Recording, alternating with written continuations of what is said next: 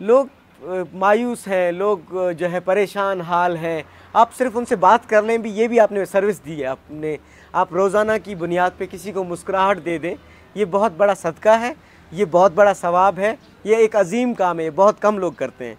इस टाइम जिस दुनिया में हम जी रहे हैं, जिस दौर में हम गुज़र बसर कर रहे हैं, यहाँ गम दुख दर्द सब देंगे, खुशी बहुत कम लोग देते हैं। मेरा नाम इमरान खान हाड़ा है, मेरा ताल्लुक़ सिब्बी बलूचिस्तान से है। खुशी किस तरह से दी जाती है ये शायद लोगों को भूल गया है। मशीनी ज़िंदगियाँ लोग गुजार रहे हैं।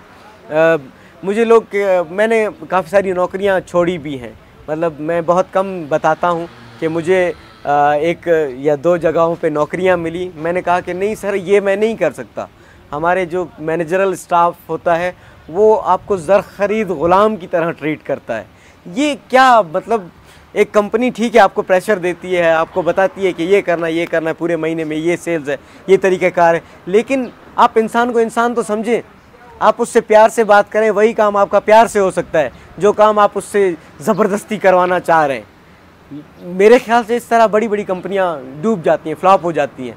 अगर आपने कंपनी बनाने वाली सोच रखनी है तो आपने चौकीदार चपड़ासी का भी ख्याल करना पड़ेगा।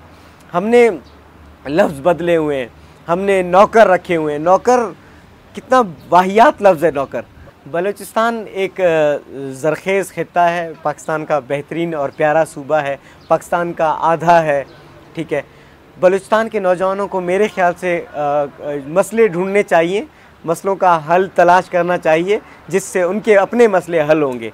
मिसाल के तौर पे आपके बाकी सूबों के लोगों ने आपके शहर नहीं देखे हैं, आप ट्रैवल एजेंसियाँ खोल सकते हैं।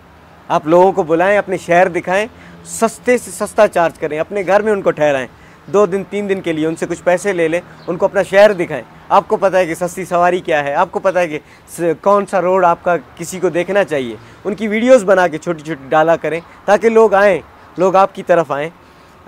इसके अलावा कल्चरल चीज़ें हैं आपके शहर में। मैं तो सिर्फ फोकस्ड हूँ ना सिब्बी में जो चीज़ें बनती हैं। आप अपने इलाकों की चीज़ों को तलाश करें, वो लोगों को बेचें।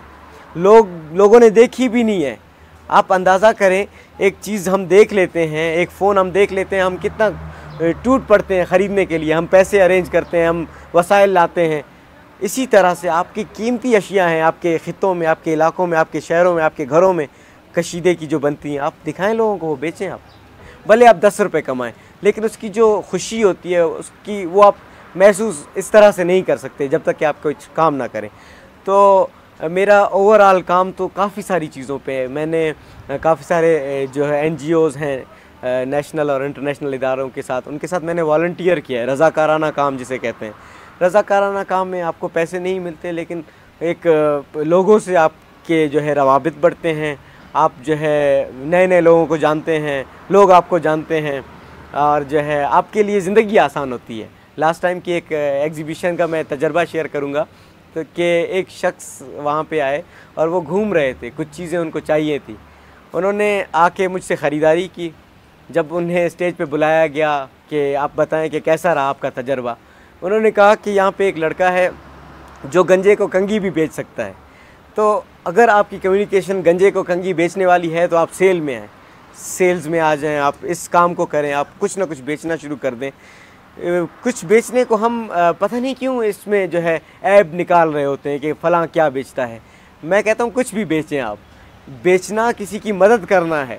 ये जो पीछे हमारे गाड़ियाँ चल रही हैं, ये ट्रांसपोर्ट, ये सारे हमारी मदद को लगे हुए हैं।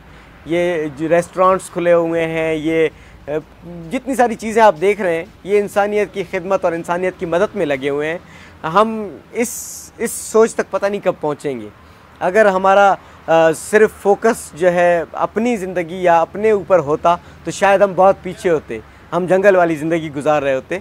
हमने क्या किया, इंसान ने क्या किया, लोगों की मदद करना शुरू कर दिया, इन लोगों के लिए आसानियाँ पैदा शुरू कर दी।